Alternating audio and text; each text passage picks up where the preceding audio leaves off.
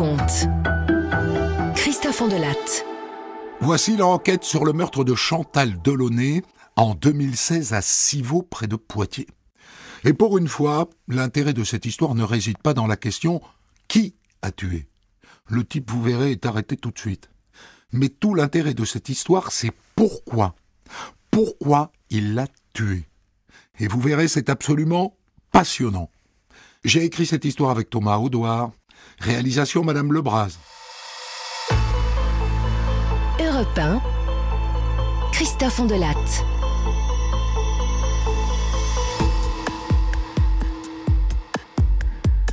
Un matin de janvier 2016, à Civaux, près de Poitiers, vers 7h30, une certaine Roselyne passe devant chez sa voisine Chantal. Et elle est intriguée parce que les feux arrière de la voiture de Chantal sont allumés. Or, on est en hiver, il fait encore nuit, Chantal ne travaille pas, elle est au chômage, et elle n'est jamais levée à cette heure-là. Surtout qu'elle est divorcée et que les enfants sont chez leur père. Bon, bizarre. La voisine Roselyne poursuit son chemin. À peu près 1 heure plus tard, c'est la mère de Chantal qui essaye de joindre sa fille, plusieurs fois. Et elle laisse des messages sur son répondeur. Et puis la voisine Roselyne, qui est quand même très inquiète, appelle aussi dans la matinée. Messagerie Orange, bonjour. La personne que vous essayez de joindre n'est pas Et elle tombe directement sur sa messagerie. Vraiment très étrange. Et puis en début de soirée, le téléphone de la voisine Roselyne sonne. Ouf! C'est Chantal qui la rappelle. Alors elle décroche. Allô? Chantal? Et là, surprise, parce qu'à l'autre bout du fil, ça n'est pas Chantal, c'est un homme. Oui, bonjour madame. Voilà, je vous appelle parce que j'ai trouvé ce portable au bord de la route et j'ai vu que vous étiez dans l'historique, alors voilà, je vous appelle, quoi. Ah bon? Et vous l'avez trouvé où, son portable? Je l'ai trouvé à Bonneuil-Matour. Bonneuil-Matour? Mais c'est à plus de 30 km de Civaux.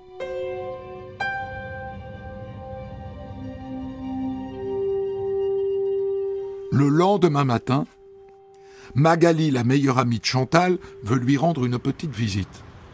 Impossible. Sa rue est barrée et il y a des gendarmes partout. Bonjour. Vous pouvez me laisser passer, je vais chez une amie qui habite là, Chantal Delaunay. Ah non, impossible, madame. Hein. Vraiment pas possible. Hein. Et pour cause. Les gendarmes ont retrouvé Chantal, morte, chez elle. Ils sont allés toquer à son pavillon, alertés par sa mère. Ils sont entrés. Ils ont parcouru les pièces une par une. Et ils ont buté sur la porte des toilettes qui était fermée à clé. Alors ils ont enfoncé la porte. Et ils ont découvert son cadavre. Dans une drôle de tenue. Une tenue, comment dire, un peu olé olé. Chantal avait une guêpière, un string et un masque sur les yeux. Et des menottes. Mais pas des menottes de gendarmes, hein. Des menottes avec un petit enrobage de fourrure autour.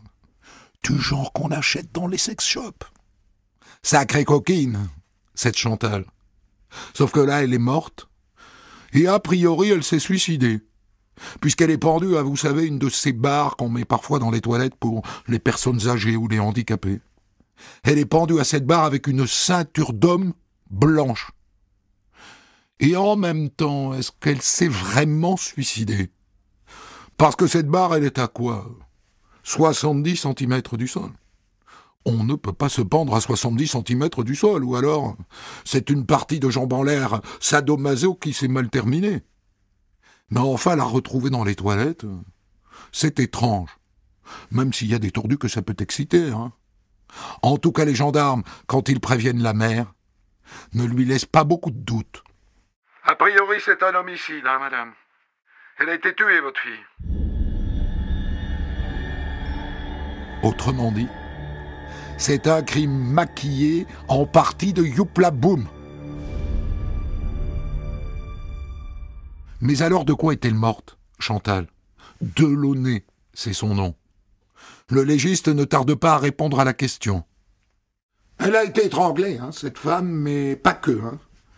Elle a été frappée aussi, une quinzaine d'hématomes sur tout le corps, là, Là, ici, là, là, encore là.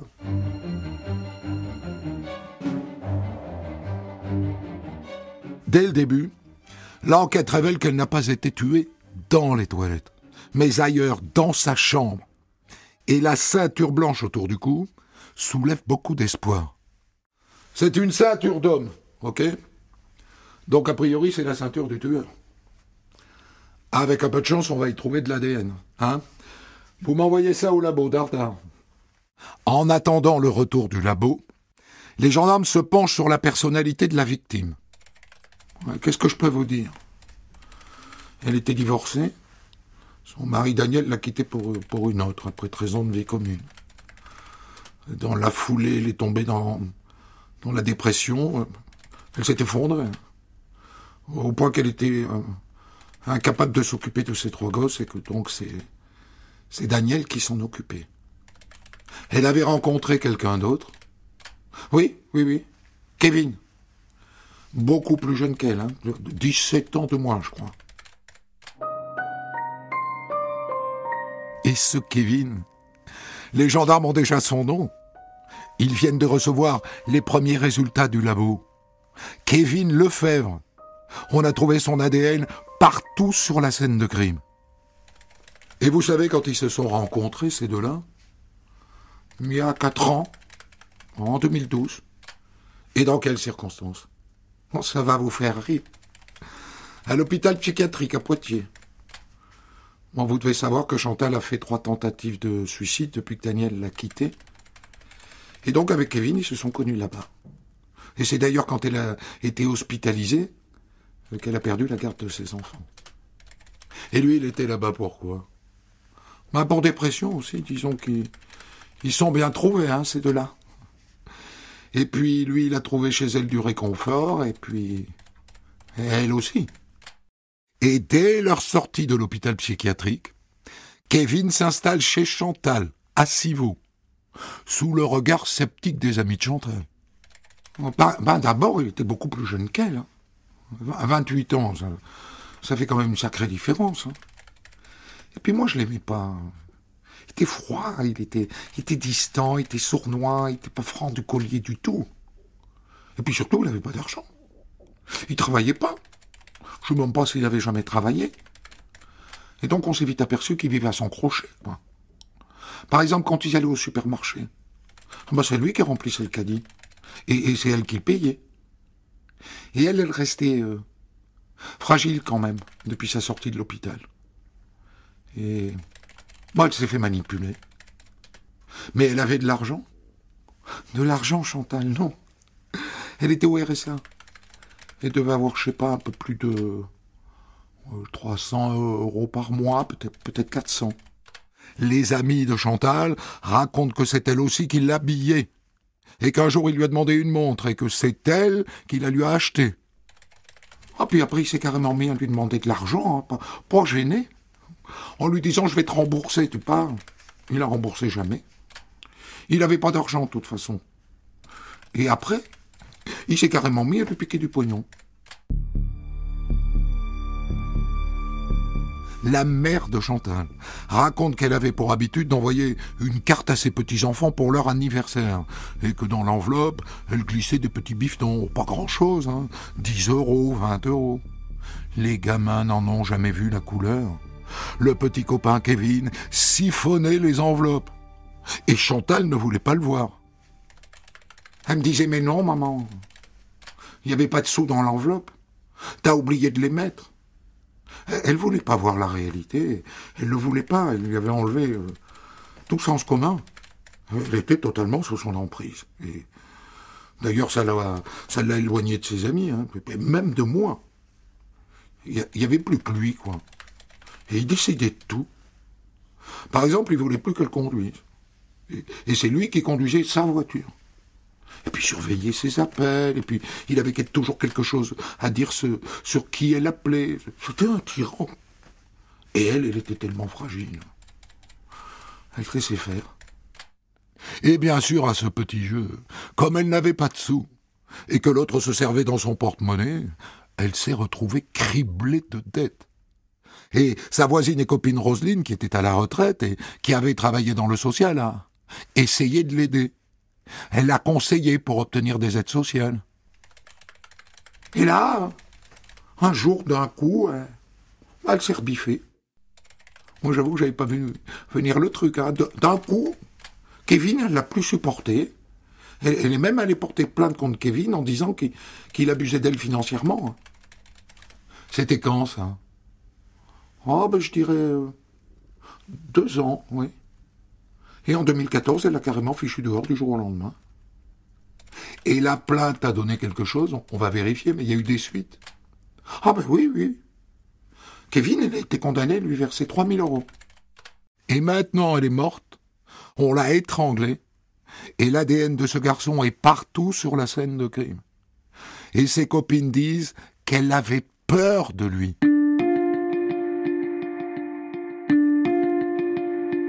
Alors où est-il, ce Kevin Lefebvre, dont on peut raisonnablement penser qu'il a tué Chantal? Les gendarmes se mettent à sa recherche, mais ça n'est pas facile parce qu'il n'a pas d'adresse fixe. Mais il semble qu'il soit parti avec la voiture de Chantal, une voiture rouge.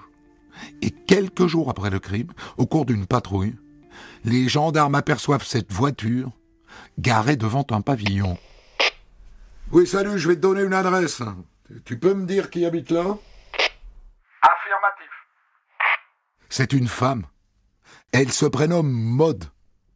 Le lendemain à 9h du matin, les gendarmes encerclent son pavillon.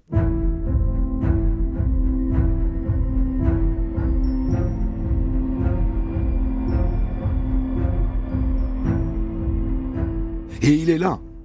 Il est dans la maison. Et par la fenêtre, il a parfaitement vu les gendarmes se mettre en position. Il a compris qu'il était coincé et il se met à paniquer. La fille chez qui il loge, cette Maude, est bien sûr sa nouvelle petite amie. Et c'est grâce à elle, grâce à ce qu'elle racontera plus tard aux gendarmes, qu'on sait ce qui se passe à ce moment-là. Elle a une petite fille, Maude, et elle est en train de lui donner sa douche. Maude, faut que je te parle. Mais comment ça, tu vois pas que je suis occupé, là? Je finis la douche de la petite. Non, faut que je te parle maintenant. Mais qu'est-ce qui se passe? T'as l'air stressé, Kevin. Maude laisse alors sa fille dans la salle de bain et elle rejoint Kevin près de la fenêtre où elle voit à son tour les gendarmes en position. Mais qu'est-ce qui se passe, Kevin? Pourquoi ils sont là autour de chez moi? Je risque de me faire arrêter, Maude. Je fais un truc grave. T'as quand même pas tué quelqu'un? Si. Alors il faut que tu te rendes, Kevin. Vas-y, rends-toi. Et c'est ce qu'il fait. Il sort devant la maison, main en l'air. Je pense que je suis certainement celui que vous cherchez. C'est fini, mon gars. C'est fini. Kevin Lefebvre est aussitôt menotté et embarqué par les gendarmes.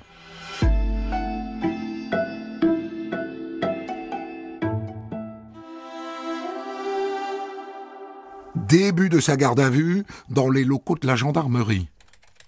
Qui est cette jeune femme chez qui on vous a arrêté? C'est ma nouvelle copine, Maude. Mais depuis quelques jours, je voyais aussi une de mes ex, Chantal.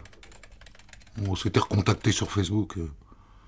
On a fini par se revoir et a couché plusieurs fois ensemble. Ça, les gendarmes le savaient déjà. Ils ont retrouvé des capotes avec son ADN dans la chambre de Chantal. Bien, monsieur. Est-ce que vous reconnaissez avoir tué Madame Delaunay Chantal? Ouais. Mais c'est pas ce que vous pensez. C'était un accident. Elle a été étranglée, monsieur. Bah oui, justement. Vous devez savoir que Chantal... elle aimait les rapports sexuels un peu brutaux, vous voyez. Décrivez-nous précisément ce qui s'est passé, monsieur Lefebvre. Elle était sur le ventre, la tête sur le matelas. Je l'ai embrassée, et là, elle m'a demandé de serrer fort. Alors j'ai serré de plus en plus fort. Et là, elle m'a dit « serre encore ». Alors j'ai serré encore plus fort. Ouais. Et voilà, j'ai trop serré, mais elle a ni crié ni gémi. Hein. Je pouvais pas savoir. C'est elle qui me l'avait demandé.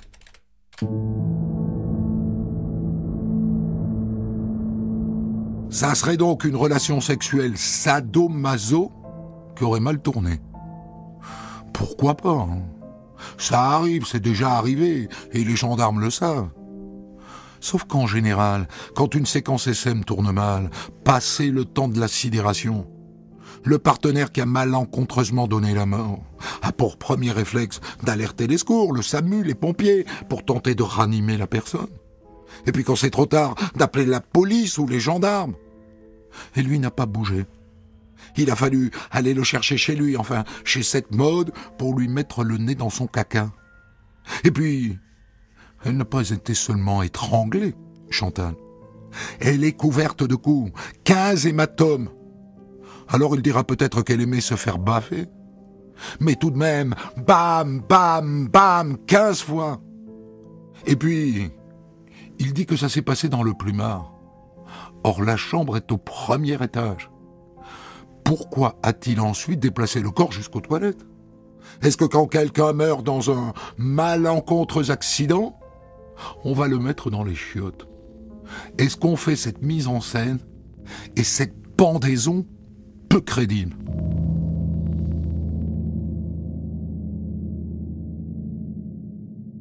Il y a autre chose. D'après le labo, il n'y a pas que l'ADN de Kevin Lefebvre sur la scène de crime. Il y a aussi un ADN féminin, qu'on retrouve notamment sur la ceinture qui enserrait le cou de Chantal. Les gendarmes le passent au fichier, inconnu. Mais ils ont déjà leur petite idée quant à la propriétaire de cet ADN. Est-ce que par hasard ça serait pas l'ADN de Maude, la nouvelle petite amie de Kevin Lefebvre? Ils vérifient, bingo, c'est le sien. Et la voilà sommée de s'expliquer. C'est normal qu'il y ait mon ADN sur la ceinture.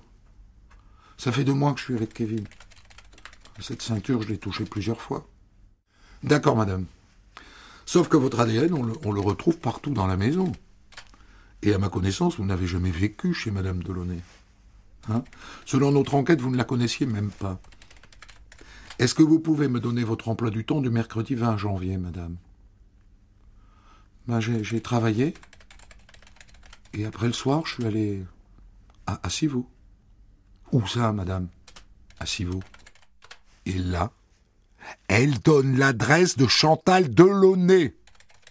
Vous étiez chez madame Delaunay le soir du crime, madame? Moi, je savais pas que c'était chez elle. Kevin, il m'avait dit que c'était chez lui.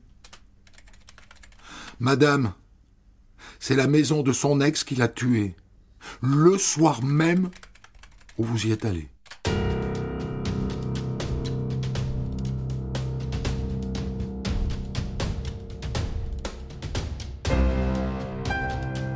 Elle a l'air sincère, Maude. Faut pas s'emballer, hein, mais elle a l'air sincère. On veut bien croire qu'elle ne savait pas qu'elle était chez Chantal et pas chez Kevin. Maintenant que vous me le dites, j'ai été surprise quand on est rentré dans la maison parce que il a fermé les rideaux et les volets et fermé la porte à clé aussi. Et puis il n'avait pas l'air de bien connaître la maison, il savait pas où était le poivre, il savait pas où était le sel, il savait pas où étaient les assiettes. Ça m'a étonné, quoi, je comprends maintenant. Et puis il y a autre chose qui m'a étonné, avec du recul. C'est quand j'ai voulu aller aux toilettes. Il m'a dit qu'il fallait que j'aille aux toilettes du premier étage, alors qu'il y avait des WC au rez-de-chaussée. Il a prétendu qu'ils étaient en réparation. Donc, le crime avait déjà eu lieu. Et Kevin a poussé la perversité d'amener sa copine Maude chez Chantal, qu'il venait de tuer, en faisant croire que c'était chez lui. Mais quel tordu, ce gars! Quel tordu! Et puis, on a dormi sur place. Et c'est pour ça que vous avez trouvé mon ADN partout. Et je réalise maintenant que j'ai dormi dans le lit d'une morte. Et même, d'après ce que vous m'avez dit, dans le lit où elle a été tuée. Il m'a fait dormir dans le lit d'une morte, ce salaud. Les gendarmes la croient, elle s'est faite berner. Elle n'y est pour rien. Pour mieux cerner le profil de Kevin Lefebvre, les gendarmes identifient une autre de ses ex, une certaine Sarah. Vous l'avez connue à quelle époque, mademoiselle? Il y a 2 ans. Je l'ai rencontré sur un site de rencontre. Et sur son profil, il disait qu'il était ancien militaire des commandos parachutistes. Il disait aussi qu'il avait passé 8 ans dans l'armée, puis qu'il avait un fils, Hugo, qui vivait aux États-Unis. Et il m'a dit qu'il était reconverti dans le business. Il avait de l'argent. Oui. Il me faisait des cadeaux, il payait le resto. Il avait l'air d'être riche. Ça se confirme. Il s'est emballé les femmes. Il s'est les ferré. Et cette Sarah, comme les 2 autres, l'a vu débarquer chez elle avec ses affaires. Et il a fini par vivre à ses crochets. J'ai compris assez vite qu'il me mentait. Il travaillait pas. Il passait ses journées devant la télé à glander. Il y a même une fois, je lui ai dit « Tu me caches quelque chose, Kevin ? Je sais pas quoi, mais tu me caches quelque chose. » Et puis un jour, j'ai compris qu'il était mytho, en fait. Complètement mytho. Et comment l'avez-vous compris? Un jour, il était au téléphone et il prétendait que c'était avec son fils Hugo. Et moi, j'ai bien vu qu'il n'y avait personne à l'autre bout du fil. J'entendais rien. Alors, je l'ai appelé sur son portable et le téléphone, il a sonné. Il était en ligne avec personne, en fait. Et vous avez continué à le voir? Non. Je l'ai foutu dehors. Ça n'a pas été simple. Il m'a harcelé tout le temps, il pleurait au téléphone. Il y a même une fois, il est venu me faire une tentative de suicide chez moi. Bref, vous l'avez compris, Kevin Lefebvre est un meurtrier, et en plus il est mythomane, gravement mythomane. Alors maintenant, si on veut cerner le personnage, il faut savoir d'où il sort. Comment il s'est construit, mal construit. Ça s'appelle une enquête de personnalité et c'est toujours passionnant. Kevin a vécu un gros trauma quand il avait 6 ans. Ils étaient 5 enfants et sa mère a claqué la porte pour aller vivre avec le voisin. Et à partir de là, tout son entourage raconte qu'il est devenu sec, sans affect et sans émotion. Et puis, il s'est mis à grossir. À 10 ans, il pesait 60 kilos. 10 ans. Et selon son père, ses frères et ses sœurs, à partir de là, il s'est enfermé dans un monde imaginaire. C'est à ce moment-là qu'il est devenu mytho. Par exemple, il voyait un film. Il se mettait à raconter que ça lui était vraiment arrivé. Par exemple, il disait que des GIs étaient venus le chercher en hélicoptère dans la cour de l'école. Et il mentait pas. Il y croyait vraiment. Une autre fois, il est tombé de vélo. Il s'est blessé à la cuisse. Il racontait à tout le monde qu'il s'était blessé en Afghanistan. Et après, il a commencé à dire que notre père était mort. Et c'était pas vrai. Et il a travaillé à un moment. Oui. Mon frère lui a trouvé un job dans une station-service, mais il y allait jamais. Il inventait des excuses, et mon réveil n'a pas sonné, et je suis malade. Et puis un jour, sa famille en a eu marre, et ses frères et sœurs ont coupé les ponts. Et c'est là qu'il a trouvé d'autres victimes, les femmes à qui il s'est mis à mentir les unes après les autres.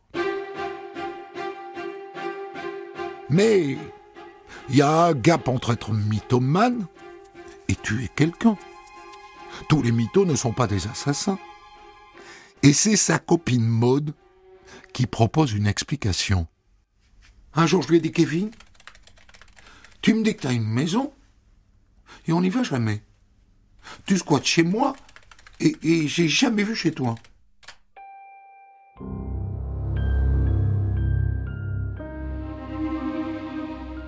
Est-ce que ça n'est pas pour ça qu'il a tué Chantal? Pour prouver à Maude qu'il avait une maison, pour que le mytho en lui ne soit pas démasqué.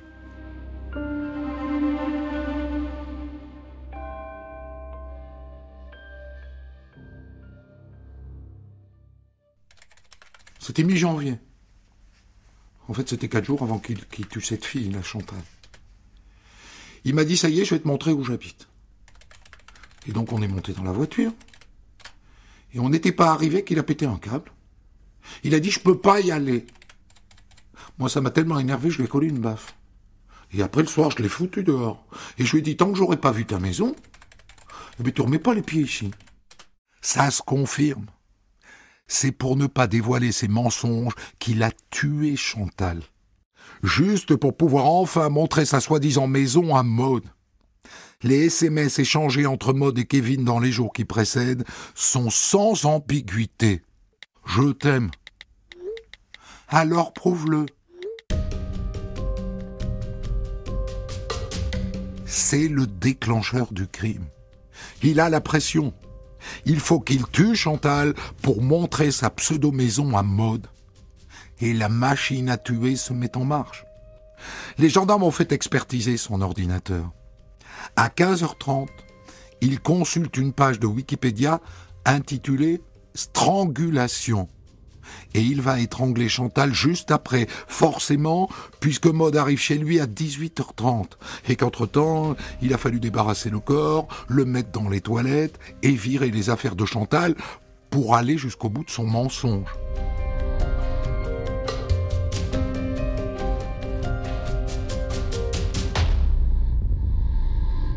Kevin Lefebvre est jugé devant la cour d'assises de la Vienne à Poitiers en janvier 2019.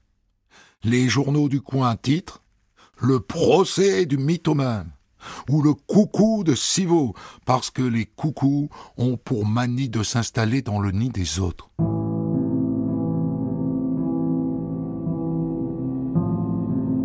Tout au long du procès, Kevin Lefebvre se montre froid.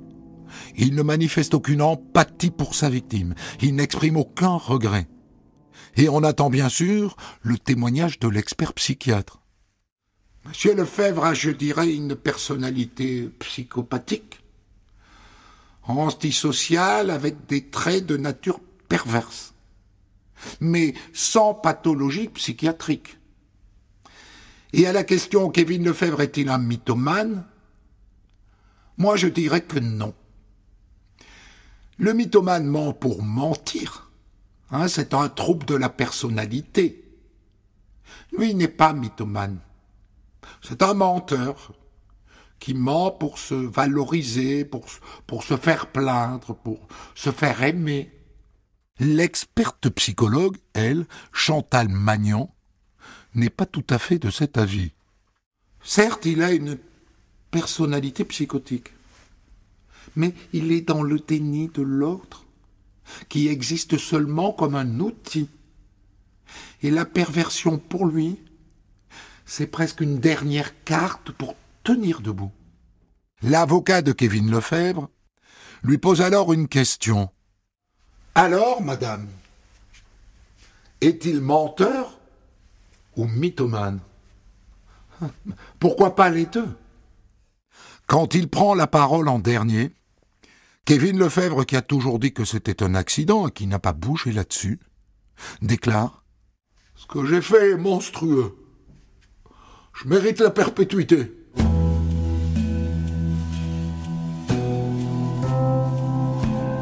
Il n'est pas tout à fait exaucé, mais pas loin.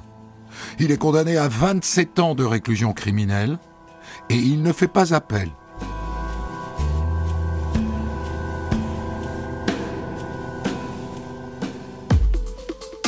Des centaines d'histoires disponibles sur vos plateformes d'écoute et sur europe1.fr.